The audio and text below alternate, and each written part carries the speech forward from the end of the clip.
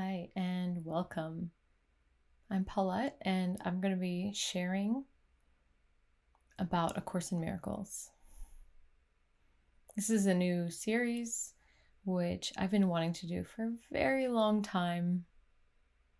Well, I guess that's relative depending on how long you think a long time is, but I've had it in my mind for several years where I've really wanted to just share A Course in Miracles, but part of me had resistance.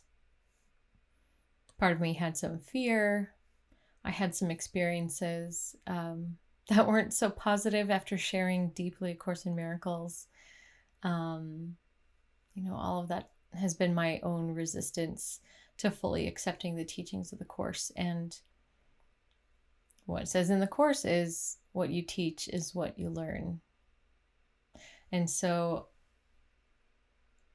I don't know how this is going to go, but how I envision it right now is each episode or each show, each segment is going to be reading a bit from the Course and then just talking about it. And first, I'm just going to start off sharing about my experience with the Course. So for me, it started 5 years ago more than 5 years ago. For me, it started in around 2013 and 2014, where I remember reading some books and also listening to some audiobooks where A Course in Miracles was referenced. And I just tucked it away somewhere in my mind, like, okay, that's something that once there's enough momentum, I'm actually going to go deep into it. But I just put it somewhere thinking, okay, I got to read this. And when it came to be 2015 and I moved to Peru, I made this choice to move into this cute little cottage-like house in Huaran, Peru, with, at the time, my boyfriend. He said to me, I think I'm ready to go deep into A Course in Miracles. And at the same time, I also had the same feeling of like, okay, I'm going to set aside some time to really go deep into this. So we both committed to reading the Course. But the way that it came for both of us was interesting because he was working at a place where he had to do a lot of like physical tasks. So he was listening to the audio version in Spanish. And for me, I was at a place where I had no idea what I was doing with my life, but I had given myself at least a couple of months to figure that out. And with no obligations, I had no responsibilities. And so I really dove into the text. And for me, it also came in the form of an audiobook where I would just go about my day listening to the Course for somewhere between 10 and 15 hours per day. And so I had cycled through the whole thing. And sometimes I would wake up and fall asleep napping while listening to it. And then I would wake up and hear a point and be like, wow, that's amazing, and really grasp it. And then I would fall asleep. And it really took at least a few months of constant listening to it for me to finally get it, to get some of the concepts. And I see that those first few months where I was listening, it was like I was ready to bring it to my awareness generally, but I had a lot of resistance to fully pay attention, to fully get it. Like, I don't know how many times I cycled through listening to it until I really heard the words. And actually, I think a lot of the bigger understanding came when me and Felipe started to actually talk about it. Like, what do these concepts and what do these terms and what do these words actually mean? And it was really amazing to see actually how much resistance that I had had. And so as we started to talk about it, we realized that we didn't quite agree with some of the perspectives that we were talking about. And we realized that there was some concepts that were just really deep, that were hard to grasp. And so we sought out different teachers to understand how they could understand, and I don't want to say interpret, but but in a way they were putting into their own words what certain concepts meant for them. And I found that also really helpful. So many times I found myself having resistance to reading the book. And after having read it and audio read it so many times, there was a point where Felipe was like, okay, I'm going to start the lessons. I'm going to start the workbook lessons. And I was kind of like, oh my gosh, you're starting that already? Oh, I don't know if I'm ready. But then after about a week of him doing it, I was like, I think I need this too. So he was actually really pivotal in helping me to get started in really delving deeply into it. So I remember I started the lesson and the first lesson, and it was like, it blew my mind. And I was like, okay, this is easy, just 1 minute here and there. And as I got further along with each lesson, I saw more and more resistance. And that came in the form of like, oh, not today. I'll just do it tomorrow. No, I don't want to push it. And then I would feel bad. And then I would see that he was so far ahead, like now he was 3 weeks ahead if you're supposed to do it every day, one at a time. I was like, oh no, I'm so behind. I'm such a bad student. I was feeling guilty about it and realized later that all of that was just resistance to fully absorbing the lessons. And so every day that I really committed to doing the lessons, I would find just miracles after miracles. And what that means is sometimes it was really challenging. Like some days I found so much resistance and it came in the form of conflict, or it came in the form of confusion, or just difficult situations in general. But all of those situations and conflicts and confusion, all of it pointed back to my own resistance to just fully absorbing what the course was trying to teach me. And, it says that the curriculum is different for every person, but to complete the course is inevitable. And it's not necessarily the course, this exact course, because this says a course in miracles. It doesn't mean it's the only course. And sometimes people do get confused with that. It's a course. But the end goal is inevitable. And it's just, how much time do we want to take to get there? And so there have been so many different periods of time where I have started again, like reading and stopped. Or I started the lessons again, but doing it much more slowly.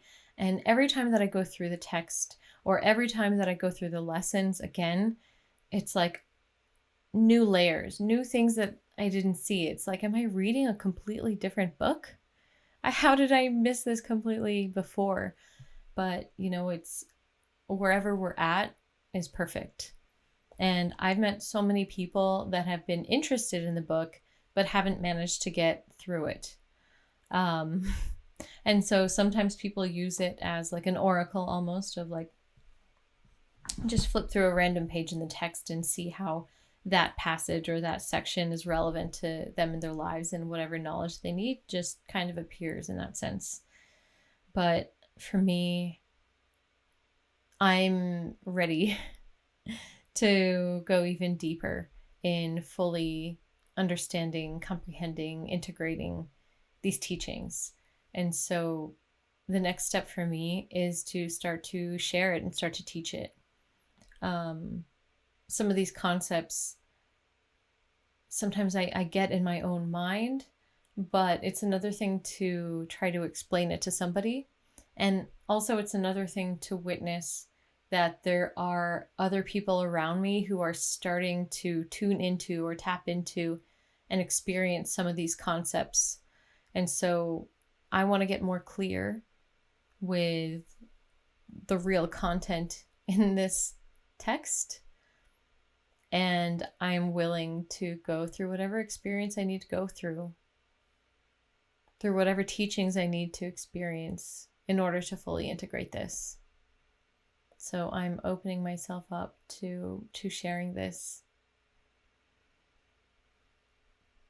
So whoever wants to join me along on this journey, you are more than welcome. Another thing I wanted to share is about the approach. And, it starts with a preface. There's the text, there's the workbook, the manual, clarification of terms, and supplements. And I was told initially that you should go through the text first, and then through the workbook, and then the manual for teachers. But later on, I remember reading somewhere that it said it doesn't really matter the order that you complete this. And so that actually opened up for me a different approach to the book, to the course. And I also think that for myself, I'm going to start with the manual for teachers, because if I'm putting myself in this position of being a teacher, which I have resistance to, then I better start with a manual. And to clarify, I don't want to be a teacher, but I do want to learn this. And so therefore, I'm going to accept that I'm going to teach this because I want to learn this.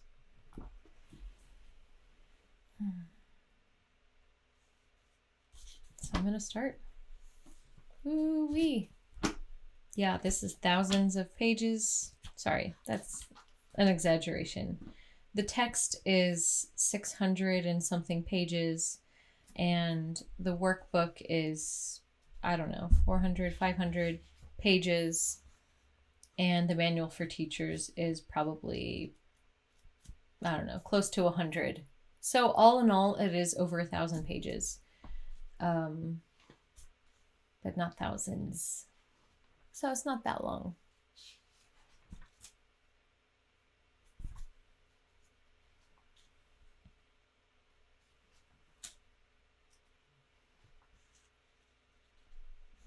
Okay, here we go.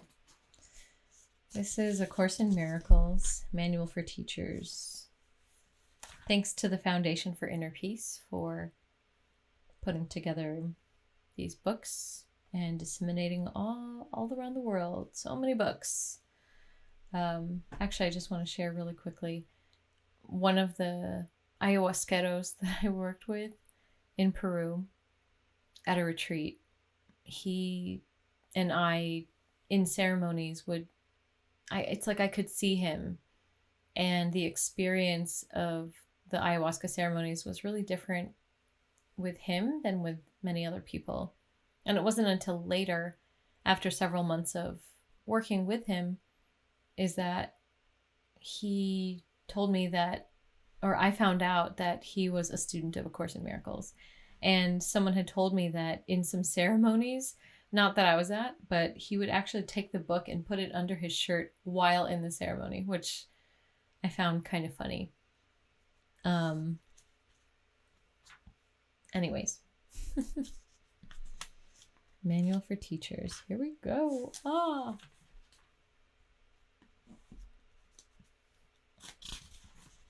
So I'm just going to start with just the introduction of the Manual for Teachers. Introduction. The role of teaching and learning is actually reversed in the thinking of the world. The reversal is characteristic. It seems as if the teacher and the learner are separated, the teacher giving something to the learner rather than to himself. Further, the act of teaching is regarded as a special activity in which one engages only a relatively small proportion of one's time. The Course, on the other hand, emphasizes that to teach is to learn, so that teacher and learner are the same. It also emphasizes that teaching is a constant process. It goes on every moment of the day and continues into sleeping thoughts as well. I have to pause there. Yes, I'm just going to emphasize that to teach is to learn. This is why I'm doing this, is so that I can learn, and that teacher and learner are the same. So that means if you are watching this, if you are listening to this, we're on the same path. So let's go. And another thing it says, it continues into sleeping thoughts as well. I have had dreams where I'm working on integrating lessons from the course. And I've also had ayahuasca ceremonies where the lessons have become the thing that I need to fully integrate. And it's like I can feel the resistance and feel how much I'm holding on to until, boom, that lesson is integrated. And then that difficulty in the ceremony is released. So, dream world, plant world, all these other realms, and this seeming world that we're in now, it's all part of the same process of awakening. So, to teach is to demonstrate. There are only, speaking of sleeping, my foot's falling asleep. Can I move positions? To teach is to demonstrate. There are only two thought systems, and you demonstrate that you believe one or the other is true all the time. From your demonstration, others learn, and so do you. The question is not whether you will teach, for in that there is no choice. The purpose of the course might be said to provide you with a means of choosing what you want to teach on the basis of what you want to learn. You cannot give to someone else, but only to yourself, and this you learn through teaching. Teaching is but a call to witnesses, to attest to what you believe. It is a method of conversion. This is not done by words alone. Any situation must be to you a chance to teach others what you are and what they are to you. No more than that, but also never less. The curriculum you set up is therefore determined exclusively by what you think you are and what you believe the relationship of others is to you. In the formal teaching situation, these questions may be totally unrelated to what you think you are teaching. Oh gosh. Yet, it is impossible not to use the content of any situation on behalf of what you really teach and therefore really learn. To this, the verbal content of your teaching is quite irrelevant. It may coincide with it or it may not. It is the teaching underlying what you say that teaches you. Teaching but reinforces what you believe about yourself. Its fundamental purpose is to diminish self-doubt. This does not mean that the self you are trying to protect is real, but it does mean that the self you think is real is what you teach. Dang.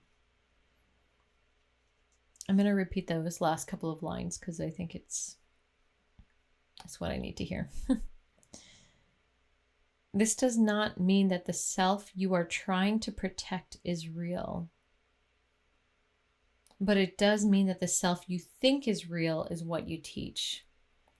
So here, and it also says teaching but reinforces what you believe about yourself. And so for me, it's differentiating with yourself, like your real self, and what you believe about yourself. And so it's not that the self that you're trying to protect is real, which again is emphasizing the difference between the real self and the self that we believe is real, which we're trying to protect. And it also keeps that differentiation between the self you think is real and the fact that you need to teach the self that you believe is real.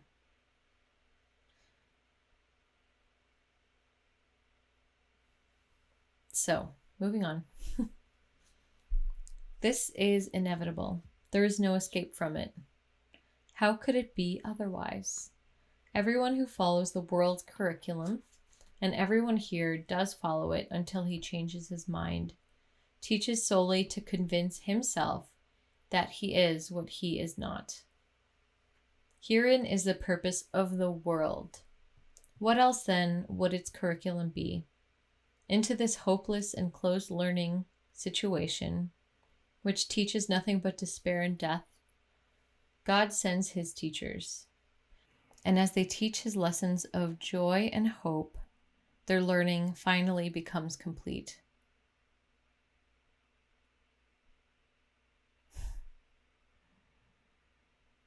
Except for God's teachers, there would be little hope of salvation. for the world of sin would seem forever real. The self-deceiving must deceive, for they must teach deception. I'll say that again because I didn't fully get it. The self-deceiving must deceive, for they must teach deception. And what else is hell? This is a manual for the teachers of God. They are not perfect, or they would not be here. Yet it is their mission to become perfect here, and so they teach perfection over and over in many, many ways until they have learned it.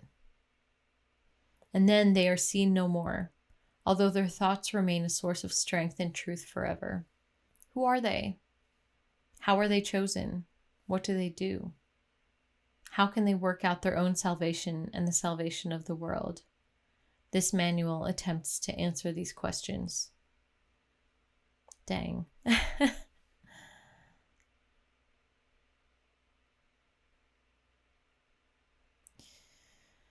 The self-deceiving must deceive, for they must teach deception, and what else is hell?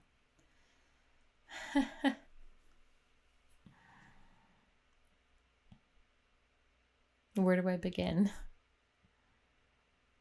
So in my process of learning and integrating the teachings of this course, I find that over and over again, I have to constantly question whether I'm right.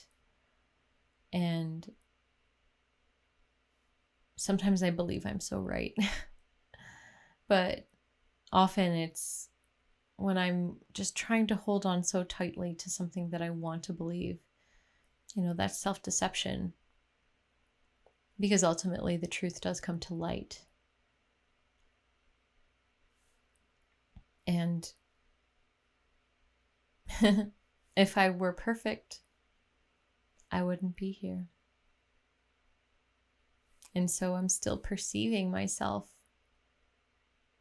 so much. I'm so very much perceiving myself here, and perceiving incorrectly, and perceiving with so many mistakes and errors. But I see how it's part of the process of learning. And part of that process is also just sort of admitting that we have a perceptual problem, in the same way that, you go to an AA meeting and the first thing that people say is, I am whatever name and I'm an alcoholic. And,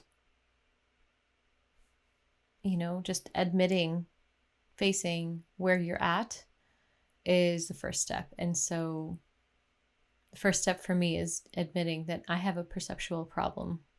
And I really believe that I'm here. And I really believe that so many things of this world are so real. And I'm willing to be a teacher of God. No matter what I'm going to have to face, I know that that's part of my curriculum. Already in times that I have taught this, okay, really, I can only think of one time.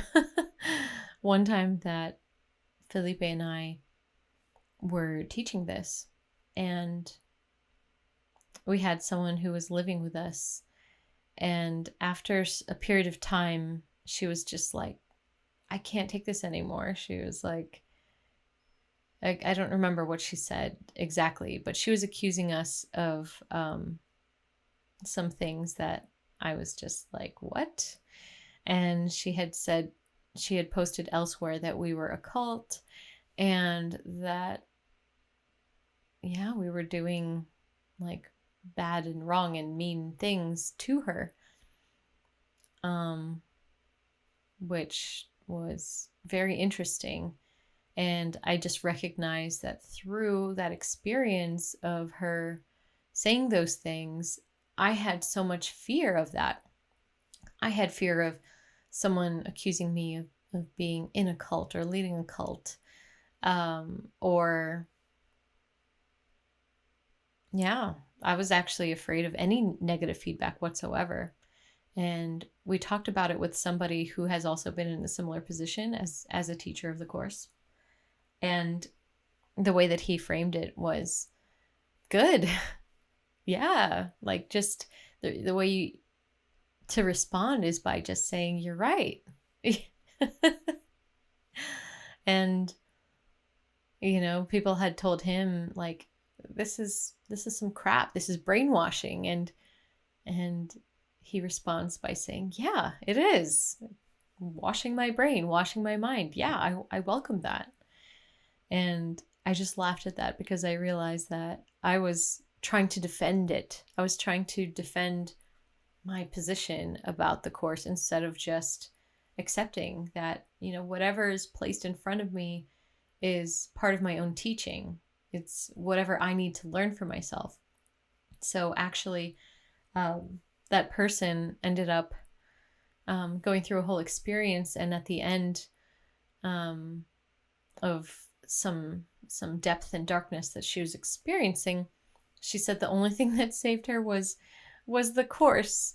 And she had opened and found a line in there which just somehow something clicked, and it's what saved her, which I just find kind of funny, because I hear stories like that all the time. Like I heard through Enrique Corbera that there was someone who was really into his teachings because he talks a lot about A Course in Miracles, but when he started to read the book, this guy ended up throwing the book into a fire. Like, what is this crap, basically? But then some years later, he ended up coming back to it. And that's the story I hear from so many people, is they'll read it, they'll be like, ugh, resistance, get away from it, but then it keeps coming back over and over again. And it's because it's not about the book itself, and to not put so much weight on the book, but what the book is trying to share and trying to teach is pointing at something which is so important for all of our learning. And there are many ways and there are many paths. But so far, I've learned so many different healing modalities and whatnot, and I find them all really useful, to a degree. I see them all as really useful stepping stones. But so far, I haven't come across a text or teaching that points so well at what the non-dual experience is really about. So for me, it's one of the last steps that we need to take if we really fully want to integrate. And this whole course is all about the resistance that we have, all of the identification with the ego. And let's begin. Let's begin by starting with the last section of the book. Somehow that is what feels right for me, and that is what I'm doing. So see you soon. Bye for now.